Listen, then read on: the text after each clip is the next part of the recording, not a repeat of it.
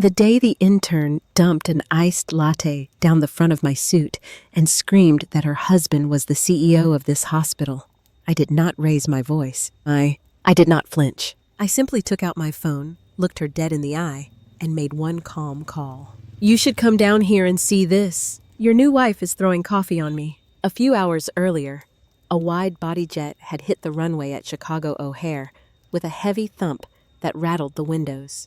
After more than 8 hours over the Atlantic, the cabin lights had come back on in that polite, artificial glow that makes everyone look tired and expensive at the same time. I closed my book, slid my feet into my flats, and pulled my carry-on from the overhead bin with the kind of practiced ease that comes from living in airports more than living in one place. The moment I stepped into the arrivals corridor, Chicago smacked me with its summer heat and that familiar mix of car exhaust, pretzels, and concrete baking in the sun. People call it ugly. People call it gritty.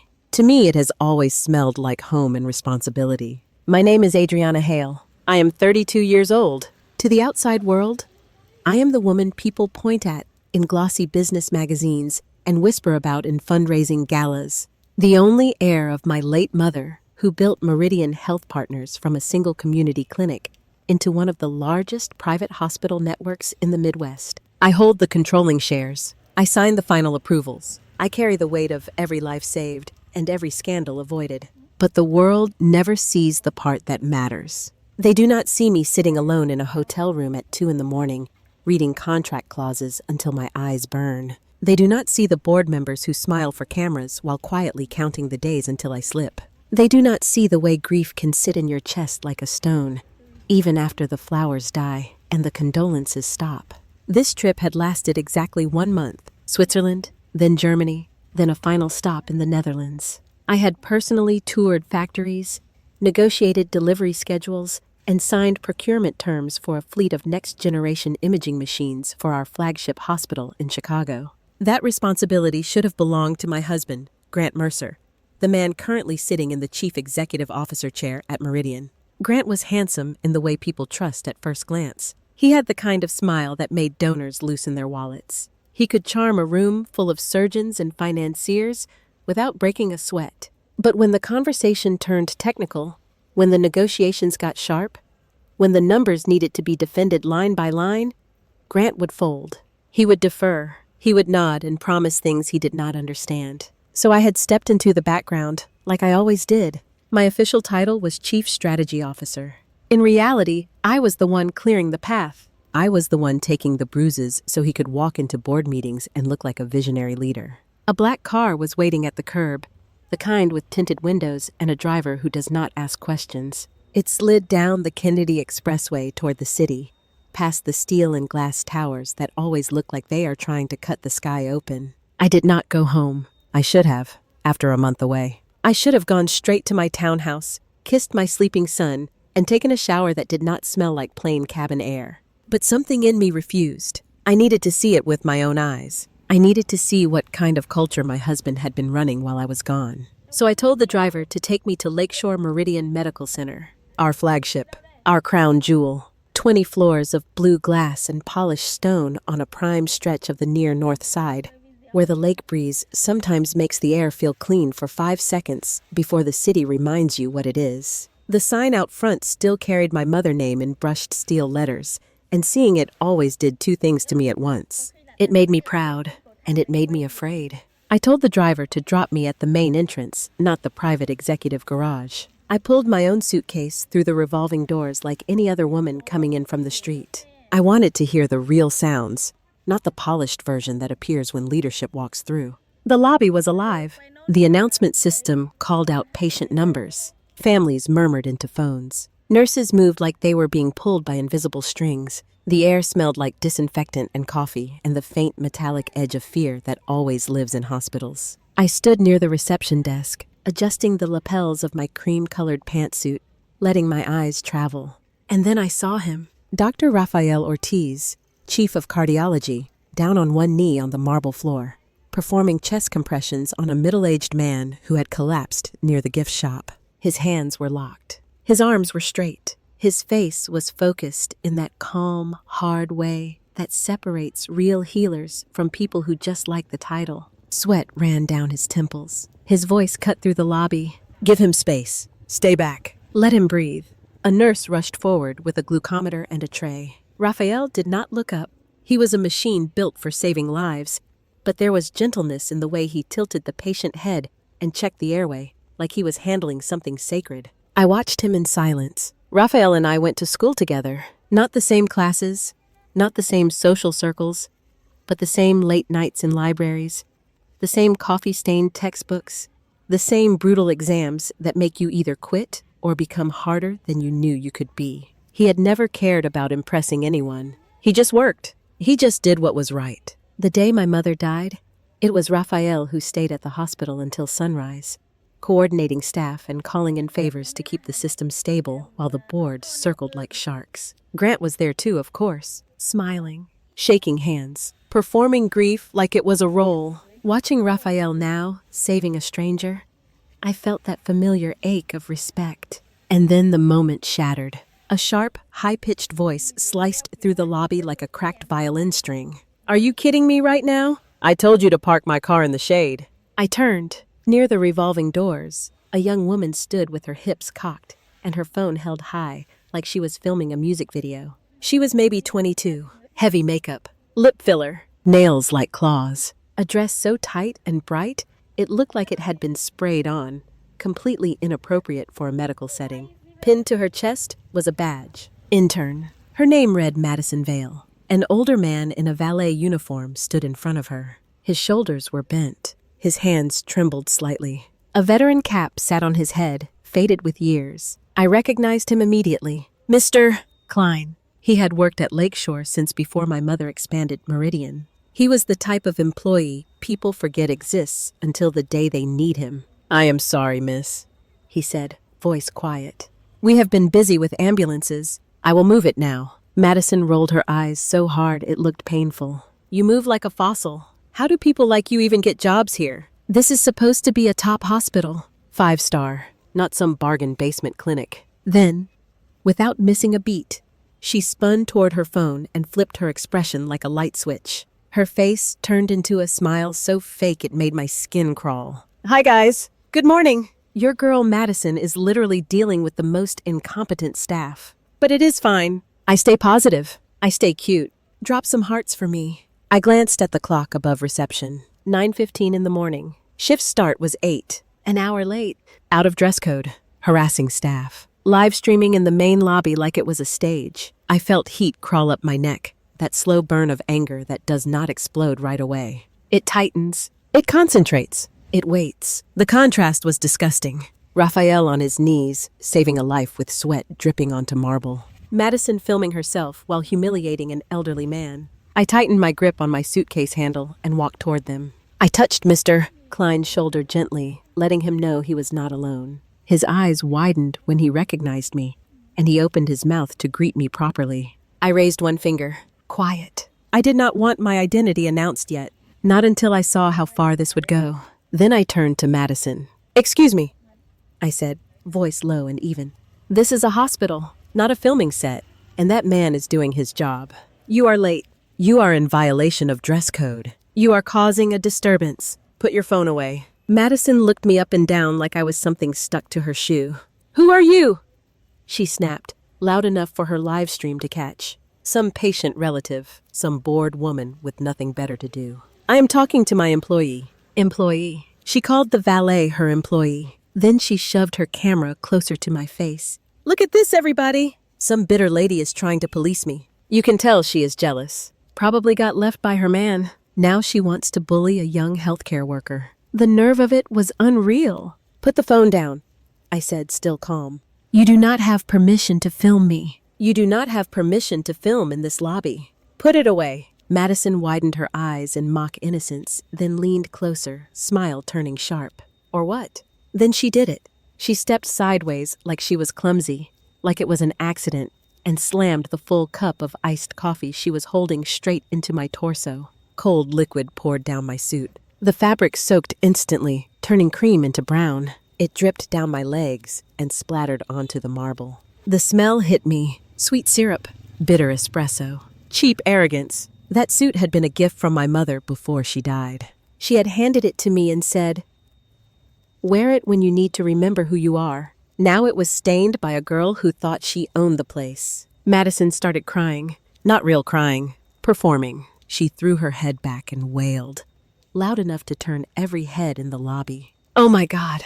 You assaulted me. You pushed me. You ruined my dress." She aimed her phone at herself, tears sliding down perfectly applied makeup.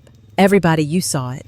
This woman attacked me. She is violent. She is unstable." This is what happens when you let trash walk into a hospital. People who had not seen the beginning started murmuring. A few pulled out phones. A few stared at my stained suit like it proved her story. Madison leaned close enough that only I could hear her whisper, "You are going to apologize right now.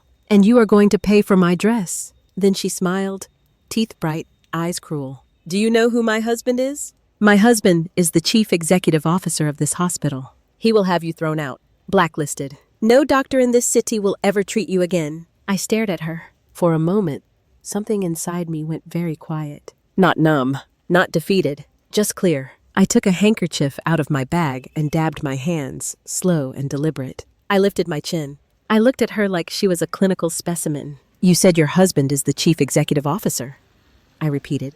Madison smirked, thinking she had me cornered. "Yes, Grant Mercer. He runs this place. and he loves me." "So you are done." A tall figure stepped between us. Raphael. He had just finished stabilizing the patient. A team had wheeled the man away. Alive. Breathing. Raphael walked over, his scrubs marked with sweat, his face controlled in that calm, dangerous way. "Why is there chaos in my lobby?" he asked. Madison instantly snapped her performance toward him. "Dr. Ortiz, thank God. This woman attacked me. She spilled coffee on me. She is harassing staff. I am live streaming so people see how unsafe this place is." Raphael did not look at the phone. He looked at the rules plaque on the wall. "Read it," he said. Madison blinked. "What?" "Read the first rule," Raphael said, voice flat. Madison scoffed, but glanced over. "Respect all patients, families, and staff." "Second rule," Raphael continued. "No filming on premises without authorization." "Third," "Professional attire required at all times." Raphael looked back at her. "How many rules have you violated in the last 5 minutes?" Madison bristled. "I am a special case," Grant said. "I can do what I want." "You are just a doctor." "You are hired help." The lobby went so quiet I could hear the air conditioning hum. Raphael let out a short laugh, no humor in it. "Hired help. You are right. I am hired for skill, integrity, and patient care." "And you are here doing what exactly?" "Performing for strangers. Humiliating staff. Using a man name like a weapon." Madison lifted her chin like she was still winning. "I am his wife." Raphael's eyes sharpened. "If you were a woman with even a drop of class, you would not stand in a hospital lobby bragging about an affair." That landed. People started whispering again, but now the whispers aimed at her. Madison's face flushed, and she panicked. She lifted her phone again and screamed into it. "Grant? Baby, come down. They are attacking me." I touched Raphael's arm lightly. "Do not dirty your hands," I whispered. "Let her talk. I want everyone to hear what happens next." Then I pulled out my phone. I called Grant. He answered after a long ring. Voice hushed, forced warmth layered over irritation. "Adriana, I am in a high-level meeting. Are you back already? Why did you not tell me you landed?" I would have arranged a car. I put him on speaker. I turned the volume up. I did not answer his questions. "You need to come down to the main lobby," I said. Grant paused. "What?" "Right now, I cannot. I am with the state health delegation and the investors." "This is critical." "Come down here," I repeated. "Right now?" "Adriana, please," he said, tension seeping through. "Go home. Rest." "We will talk tonight." I looked at Madison, who was staring at my phone with a new kind of fear, like she recognized something she did not understand. Then I said it. "You need to come down here and see your new wife throwing coffee on me." Silence. A thick, dead silence. For 1 second, I could picture him. The way his face would drain. The way his throat would tighten. The way his mind would scramble. Then he spoke, voice cracking. "Adriana." "What are you talking about?" "What new wife?" 5 minutes, I said. "If you are not in this lobby in 5 minutes, my attorney will walk into your conference room with paperwork you will not enjoy signing in front of your investors." I ended the call. I did not tremble. I did not cry. I stood there in my stained suit, in the middle of my mother's hospital, and I waited. The silence in the lobby was not empty. It was loaded. Patients lingered. Nurses slowed. Security watched from the corners. Madison gripped her phone so hard, her knuckles went white. Who are you? She whispered. I smiled at her, small and cold. Do not stop filming, I said. Keep it rolling. Let them see how your husband handles his legal wife. 5 minutes later, the executive elevator doors opened. Grant Mercer stumbled out like a man running from a fire. His suit was wrinkled. His tie was crooked. Sweat shined on his forehead. His eyes darted across the lobby until they locked onto me. And in that instant, I watched him understand that his life had just split open. Madison practically ran to him, clinging to his arm. Baby, thank God. Tell them. Tell them who I am. This woman attacked me. Dr. Ortiz is bullying me. Grant froze. His body went stiff under her grip. He stared at me like he was staring at a loaded gun. I tilted my head. Grant, I said softly, go ahead. Do what she asked. Show everyone who is in charge. Madison shook his arm, desperate. Say it. Fire her. Call security. Make her apologize. Grant turned to Madison, and his eyes changed. Not love, not desire. Hate. Pure, terrified hate. Then he slapped her. The sound cracked across the lobby. Madison stumbled back and fell on the marble. Her phone skidded away, still recording, camera catching the ceiling lights spinning like a dizzy halo. Grant screamed at her. Shut up. Stop.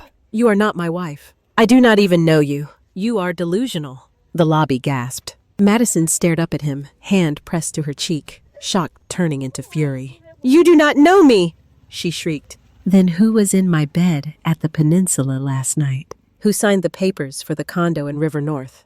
Who promised me you would divorce her as soon as she came back from Europe?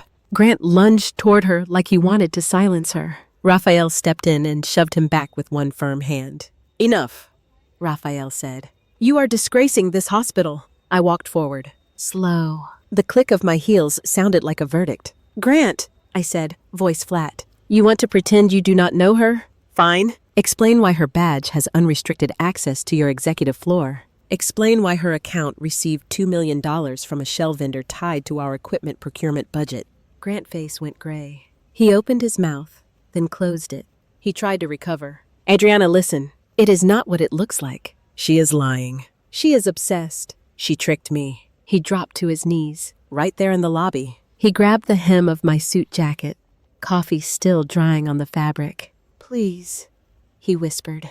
Please, 10 years. Our son. The board. Do not do this here. I looked down at him. I felt nothing but a quiet disgust. 10 years, I repeated.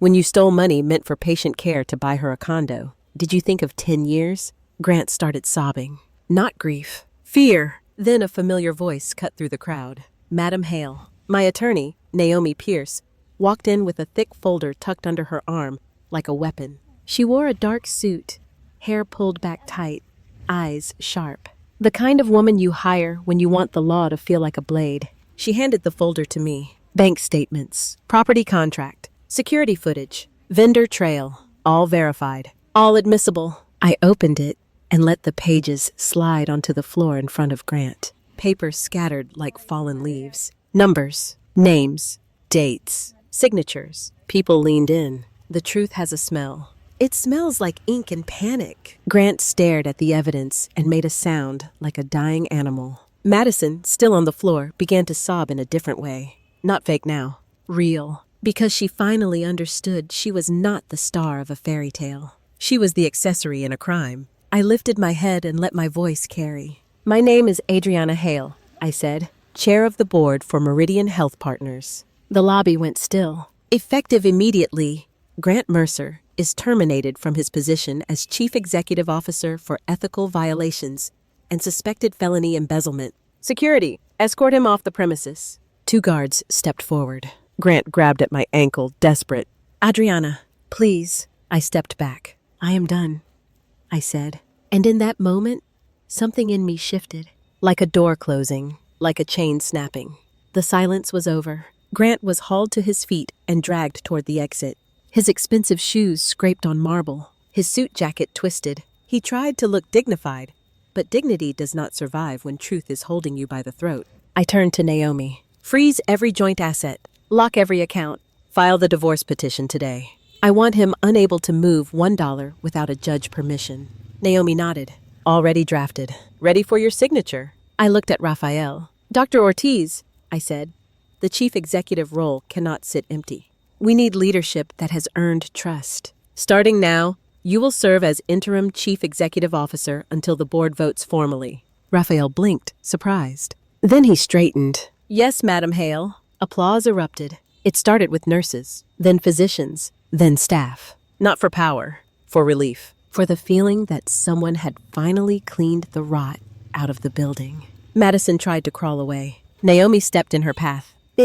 Vale, Naomi said, calm as a courtroom. You are being terminated from your internship for misconduct. You will also be subpoenaed as a recipient of stolen funds. That condo will be seized. Every luxury purchase will be traced. You will return every cent. Madison shook, eyes wild. Please. I did not know. He told me he was going to divorce you.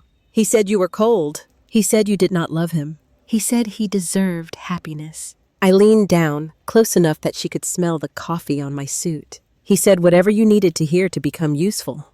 I said, but you still chose to humiliate an elderly man. You still chose to throw coffee. You still chose to brag about power you did not earn. Madison sobbed harder. Security escorted her out. The lobby slowly returned to motion. People went back to work. The announcement system resumed. A child laughed somewhere near pediatrics. But I stood there feeling like my bones had been hollowed out. Winning does not always feel like winning. Sometimes it feels like you just amputated a limb to survive. That afternoon, I went home and kissed my son's forehead while he slept. I washed the coffee-stained suit with shaking hands, not because it could be saved, but because I could not stand the idea of leaving my mother gift dirty. Then the real war began, because Grant did not disappear quietly. That evening, my phone lit up with alerts, headlines, clips, edited videos, a story spreading like a virus. Billionaire heiress attacks intern in jealous rage. Hospital coup staged by chair and lover doctor.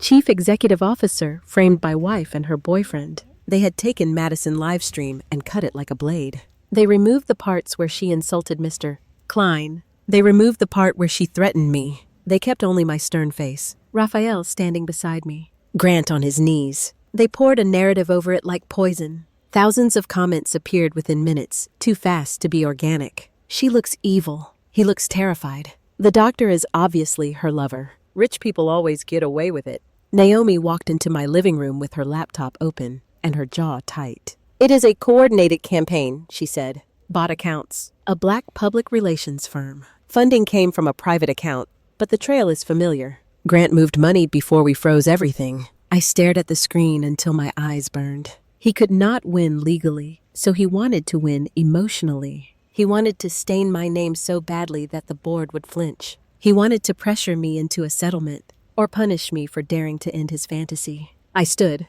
No, I said. Naomi raised an eyebrow. No to what? No to hiding, I said. No to silence. No to letting him write the story. Schedule a press conference tomorrow morning. Invite everyone. Major networks, local stations, medical journals, online tabloids, all of them. Naomi nodded once. Understood. The next morning, the auditorium at Lakeshore Meridian was packed with cameras and microphones. Reporters leaned forward like wolves. Flashbulbs popped. The air felt electric, hungry. I walked on stage in a simple black dress. No jewelry except my wedding band, still on my finger like a bruise I had not removed yet. Raphael stood beside me in a white coat, posture steady. I gripped the podium. My name is Adriana Hale, I said. I called this press conference to defend the integrity of Meridian and the staff who save lives here every day. What you are seeing online is a malicious fabrication designed to distract from documented embezzlement and abuse of power. A reporter stood. Are you having an affair with Dr. Ortiz? Did you remove your husband to install your lover? The room held its breath. Raphael reached for the microphone. He looked at me first, silent question in his eyes. I gave a slight nod. He turned to the room. Dr. Ortiz, he said, Chief of Cardiology, Interim Chief Executive Officer as of yesterday. I will answer. He paused, voice low and steady. Adriana and I have been colleagues for years, friends. trusted partners in patient care and leadership. There has been no affair. He inhaled once. But I will not hide one truth. I have cared about her longer than I should have allowed myself to. I kept it silent because she was married, because she deserved peace, because this hospital deserved stability. I never crossed an ethical line. I never touched what was not mine. The room shifted. Not scandal, not excitement. Respect, Raphael continued. We withheld additional evidence yesterday to preserve Mr. Mercer's dignity. He has chosen to weaponize lies, so we will no longer protect him. A screen lit up behind us. Documents, vendor trails, wire transfers, a timeline. Raphael pointed. This shows the procurement budget for critical equipment. Payment was authorized, then diverted to a shell entity. That shell wired funds to a luxury property transaction. The purchase date aligns with the supposed emergency deposit request Mr. Mercer signed while Ms. Hale was overseas negotiating directly with manufacturers. The reporters scribbled. Cameras zoomed. Raphael turned back to them. This was not a marital dispute, he said. This was theft from patient care. It delayed equipment that saves lives. I took the microphone again. I will not argue on the internet, I said. I will argue in court. We have filed for divorce. We have frozen assets. We have submitted evidence to the district attorney. Meridian will cooperate fully. Then I leaned forward, voice dropping. And to the people spreading edited clips, I have one question. If you were the one who built a hospital, who carried it through grief, who protected it while someone you trusted stole from it, would you stay silent to look polite? Or would you cut the cancer out in public so the body could live? By noon, the narrative flipped. Not because of my anger, because of receipts. The truth is not always loud, but it is heavy. It crushes lies if you let it land. Grant was arrested within weeks. Federal charges, wire fraud, embezzlement, misuse of funds tied to healthcare contracts. Madison was charged as a recipient of stolen funds. Her condo was seized. Her influencer career evaporated overnight. The same people who cheered her live stream called her a parasite the moment the money trail surfaced. The board tried to squirm. A few old men tried to blame me for appointing my husband in the first place. Naomi handed them a folder of internal emails showing Grant had been recommended by those same men, pushed through as a puppet they thought they could control. They went quiet. Raphael and I rebuilt. We cleaned departments. We implemented compliance checks that could not be bypassed with charm. We reinstated staff who had been punished for reporting issues. We upgraded security and prohibited filming with real enforcement. 1 year later, I stood in the atrium of Lakeshore Meridian as we unveiled a new wing dedicated to my mother, funded by donations that poured in after the scandal, because people saw what we did with the truth. My son ran ahead of me, laughing, chasing the echo in the glass. Raphael walked beside me, not as a savior, as a steady presence, a man who showed up when it mattered. I finally removed my wedding band that night, alone, and placed it in a small box. Not as revenge, as closure. And here is the part everyone asks me. Do I feel satisfied? Sometimes. But more often, I feel something quieter. A clean emptiness where a lie used to live. A peace that comes only after you stop begging for someone to love you correctly. So let me ask you what I still ask myself on the hard nights. Was I too ruthless for detonating my husband's double life in the main lobby, in front of patients and staff? Or was that the only way to protect the hospital and the people inside it? And if you were standing in my coffee-stained suit, would you have stayed silent, or would you have made the call?